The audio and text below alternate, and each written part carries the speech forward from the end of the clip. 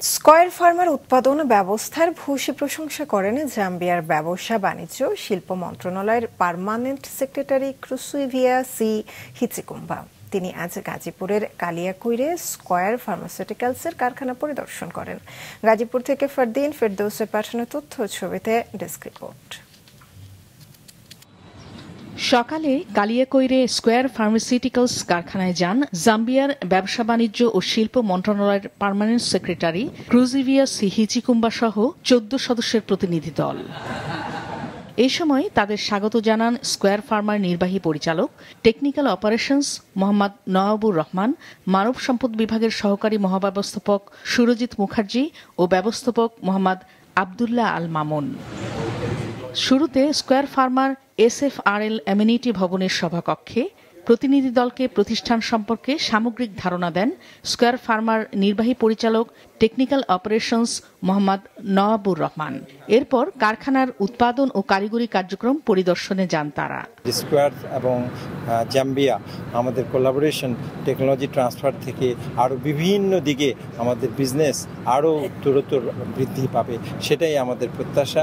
এবং আগামী দিনে ওনারাও আমাদের এখান থেকে টেকনোলজি ট্রান্সফার, এক্সপার্টিস ট্রান্সফার করে জাম্বিয়াতে আরও ওষুধের এখান থেকে রপ্তানি প্লাস ওদের ওখানেও যে ক্যাপাবিলিটি বাড়াবে, সেটাই তাদের প্রত্যাশা এবং আমাদেরও তাই প্রত্যাশা। স্কয়ার ফার্মার উৎপাদন ব্যবস্থাপনা দেখে সন্তোষ প্রকাশ করেন জাম্বিয়ার শিল্প মন্ত্রণালয়ের পার্মানেন্ট সেক্রেটারি ক্রুসুইভিয়া সি হিচিকুম্বা। তিনি বাংলাদেশ থেকে ওষুধ আমদানি ও বাংলাদেশের সাথে বাণিজ্যিক সম্পর্ক তৈরির ক্ষেত্রে তার সরকারের সহযোগিতার আশ্বাস দেন। I noticed the level of innovation in getting the drugs produced, the equipment, the standards which are being adhered to. I found them very impressive. We want to strengthen our relationship, our commercial relationship. জাম্বিয়ার প্রতিনিধি দলের সঙ্গে অন্যান্যের মধ্যে ছিলেন দক্ষিণ আফ্রিকায় নিযুক্ত বাংলাদেশের রাষ্ট্রদূত শাহ আহমেদ শফি, জাম্বিয়ার শিল্প মন্ত্রণালয়ের পরিচালক মুসুকুতুওয়ানে সিচিজুয়ে সহ বিভিন্ন ঊর্ধ্বতন কর্মকর্তারা। মাছরাঙা নিউজ ডেস্ক।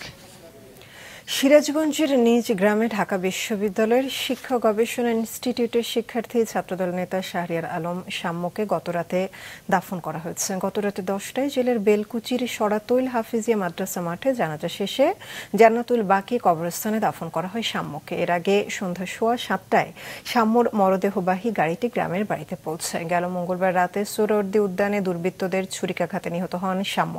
এ ঘটনায় এরই মধ্যে গ্রেফতার 3 জনকে কারাগারে পাঠানো হয়েছে। তাদের মধ্যে গ্রেফতার মাদারীপুর সদর উপজেলার ব্রাহ্মণদী গ্রামে তামিম হাওলাদারের বাড়ি পুড়িয়ে দিয়েছে বিক্ষুব্ধ জনতা।